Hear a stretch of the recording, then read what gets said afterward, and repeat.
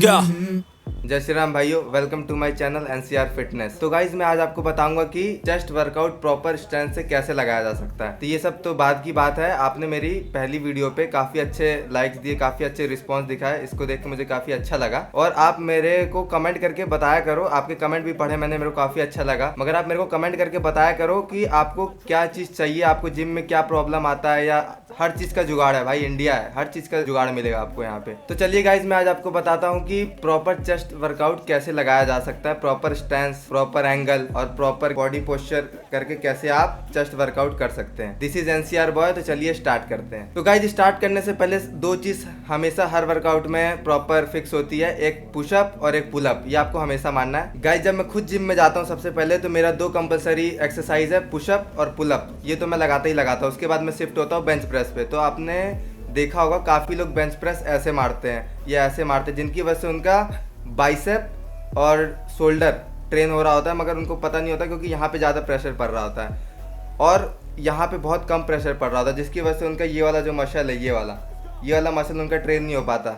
इसलिए हमेशा उसको थोड़ा ऐसे कर्व करके मारना पड़ता है। तो गाइज मेरी सेकंड एक्सरसाइज है इंक्लाइन बेंच प्रेस, जिसमें दो ऑप्शन होते हैं, एक होता है मशीन, एक होता है रॉड। मैं मशीन ज़्यादा प्रेफर करता हूँ और मैं बिगनर्स को भी मशीन ज़्यादा प्रेफर करूँगा, क्योंकि मशीन में स्टेबिलिटी फिक्स रहती है और एंगल भी फिक्स रहता है, जिसकी वजह से आपको सिर्फ स्ट्रेंथ लगाना पड़ता है। और रॉड में यही दिक्कत है, तो आपको स्टेबल भी रखना पड़ता है, स्ट्रेंथ भी लगाना पड़ता है और प्रॉपर एंगल भी बना के रखना पड़ता है, जिसकी वजह से आपको उठाने में ज़्यादा प्रॉब्लम होती है और ये धीरे धीरे टाइम के साथ डेवलप होता है। तो इसलिए आप कभी भी जिम में, अगर आप बिगनर है और जिम जा रहे हैं, तो आप ज़्यादातर मशीन प्रेफर करिएगा हर एक्सरसाइज के लिए स्टार्टिंग में, उसके बाद धीरे धीरे शिफ्ट करिएगा। तो गाइस अगर आप मशीन भी मार रहे हैं तो मशीन पे भी मारने का प्रॉपर स्टैंस होता है। जैसे कि आप ऐसे मार रहे हैं, अगर आप ऐसे मारेंगे मशीन को, अगर आप ऐसे उठाएंगे तो आपका ये वाला पार्ट और आपका ये बैक वाला पार्ट ट्रेन होता है, जिसकी वजह से तो आपका जो ये चेस्ट का पार्ट है ये ट्रेन नहीं हो पाता, ये लोअर चेस्ट। इसलिए आप थोड़ा हाथ को कर्व करके उसके बाद अगर आप स्ट्रेंथ लगाएंगे अपनी, तो आपका ये देखिए पूरा स्क्वीज हो रहा है। तो आप ध्यान रखिए कि स्टैंस बहुत जरूरी होता है एक्सरसाइज के लिए। आपको लगता होगा कि स्टैंस जरूरी नहीं है, मगर स्टैंस अगर आप प्रॉपर नहीं मारेंगे तो आपको इंजरी भी आ सकती है, इसलिए आप स्टैंस इंपॉर्टेंट होता है। चलिए तो move on to third exercise.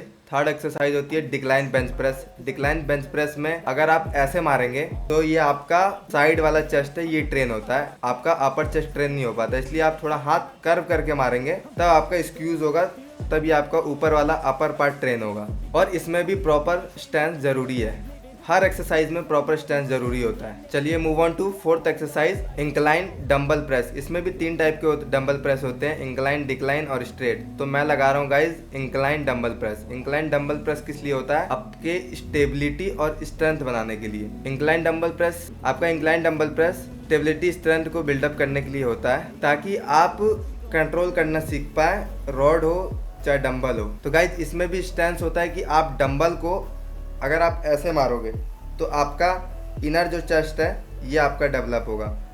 इसको भी हल्का सा कर्व करके उसके बाद आप स्क्वीज करोगे तो आपका ओवरऑल जो भी है वो लोअर चेस्ट पे इफेक्ट पड़ेगा।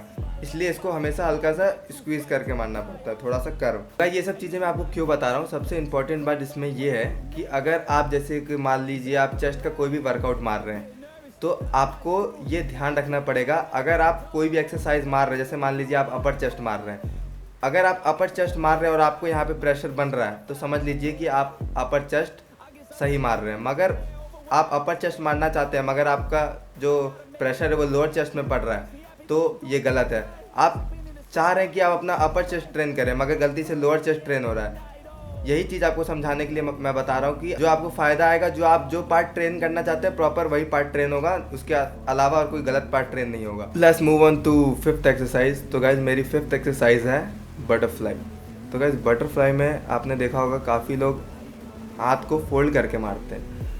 हाथ को फोल्ड करके मारने से आपके चेस्ट पे कोई दबाव नहीं पड़ेगा, आपको कोई इफेक्ट नहीं होगा, आपका कुछ भी पार्ट ट्रेन नहीं होगा, इसमें कोई पार्ट ट्रेन नहीं होगा। आपका हमेशा हर पार्ट में अगर आप गलत मारोगे तो आपके शोल्डर पे ही प्रेशर पड़ेगा।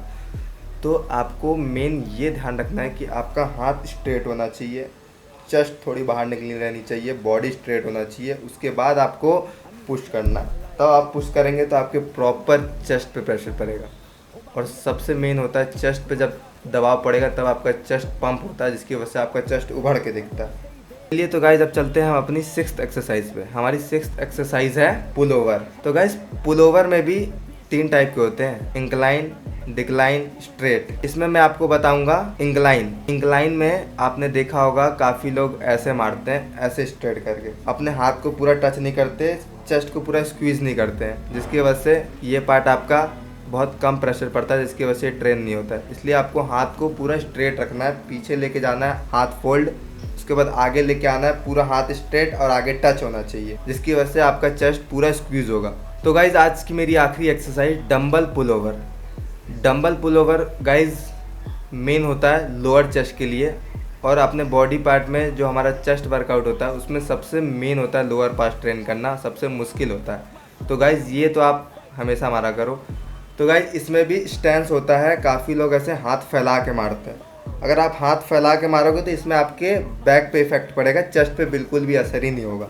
इसलिए आप हाथ को थोड़ा कर्व करा करो, पास लाया करो, चिपका के, उसके बाद पीछे ले जाया करो, जिसकी वजह से आपका चेस्ट खींचेगा पीछे की तरफ, जिसकी वजह से आपका लोअर चेस्ट खींचेगा, जिसकी वजह से ये आपका शेप में आएगा। तो गाइज आई होप अगर ये आपको वीडियो अच्छी लगी हो और हेल्पफुल लगी हो तो प्लीज़ लाइक मारे और सब्सक्राइब मारे, और कम से कम इसमें 100 लाइक का टारगेट है। गाइस पूरा कर देना, लाइक का बटन ठोको और सब्सक्राइब का बटन ठोको, तोड़ दो मार के। और गाइस कमेंट करके जरूर ये बताना कि आपको किस चीज़ में प्रॉब्लम आती है, कौन सा एक्सरसाइज में प्रॉब्लम आती है। मेरे पास हर चीज़ का जुगाड़ है, कोई भी चीज़ अच्छा लगता है, कोई भी चीज़ खराब लगता है, कोई भी चीज़ आपको नहीं आ रही है या कोई भी चीज़ नहीं आ रही है, आप मेरे को कमेंट करके बताइए, मैं आपको बताऊँगा प्रॉपर उसका क्या तरीका है, सब मैं बताऊँगा। तो गाइस आज के लिए इतना ही। जय श्री राम।